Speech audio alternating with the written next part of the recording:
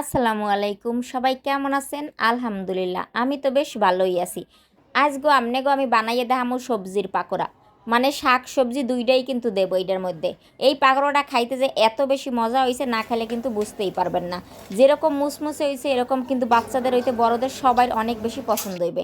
আমি আমার ছাদ বাগান থেকে সব রকমের শাক সবজি নিয়ে আইছি, সেইগুলো দিয়েই কিন্তু আজকের পাকোড়াগুলো বানাইছি। তাই দেখতে থাকেন কী কী লইছি আমি এর মধ্যে। প্রথমে কিন্তু এখানে পুদিনা পাতা তো সবাই চেনেন। যারা কোনো সময় না খান তারাও কিন্তু রমজান মাসে পুদিনা পাতা কিনে আইন না মুড়ি মাহাইনার সময় খান। আর আমি যেহেতু ছাদ বাগানে লাগাইছি, আমি প্রায় আমার অনেক কিছুর মধ্যে দিয়ে খাই, মুড়ি মাহাই, তারপর শরবত বানাই, তারপর পাকোড়ার মধ্যে দিই। আর তারপর দেখাইলাম এইটা হয়েছে গোলালু পাতাটা কিন্তু অনেকে মাছের সাথে দিয়ে খায়, ভাজি করে খায়। আমি আজকে পাকোড়ার মধ্যে দিয়ে খাওয়ামো।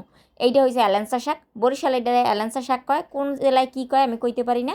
যদি অন্য কোনো নাম থাকে অবশ্যই আমার জানাইবেন। আর এইটা হয়েছে কেলাকুইচা পাতা। কেলাকুইচা পাতা কিন্তু গ্রামে অভাব থাকে না, কিন্তু শহরে কিন্তু খুব কমই দেখা যায়।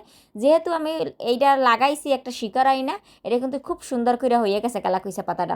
তারপর হয়েছে থানকুনি পাতা, এই পাতাটাও কিন্তু খাইতে খুব ভালো লাগে, আর এইটা ভর্তা খেতে কিন্তু আরও বেশি মজা লাগে। তারপর হয়েছে এটা বিলাতি ধনিয়া পাতা। মানে মোটামুটি আমি আমার ছাদ বাগানে অনেক রকমের শাক সবজি লাগাইছি, সবজিগুলো তেমন এখন হয় নাই, খালি বরবটি হয়েছে। এই বরবটি কয়টাও আমি নিয়ে আইছি মরিচের মতো একদম কুচি কুচি করে, তারপর কিন্তু আমি দিমো। আর এদিকে কিন্তু আমি আগের থেকেই কিন্তু খেসারির ডাল আর মুসুরির ডাল ভিজাইয়া রাইখা দিছি আধা ঘন্টার জন্য। আধা ঘন্টা পর কিন্তু আমি আইসা ভালো করে ধুইয়া এনে 10টা কাঁচামরিচও দিয়ে দিছি, আর একটা রসুন কুয়া ছাড়াইয়া দিয়ে দিছি।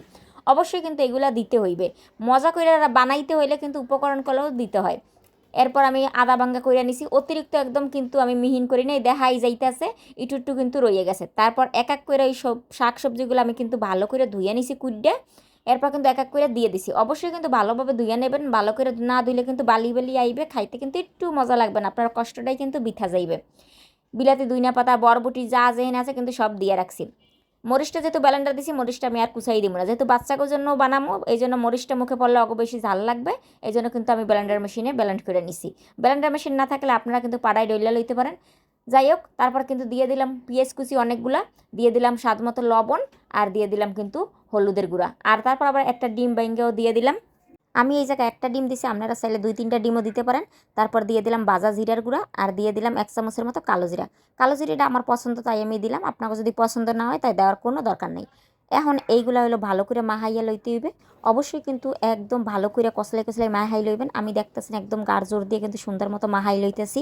মাহানের পরেও কিন্তু আর একটা উপকরণ দেওয়া বাকি আছে, সেইটা হলো আটা দিতে হইবে 1 চামচ।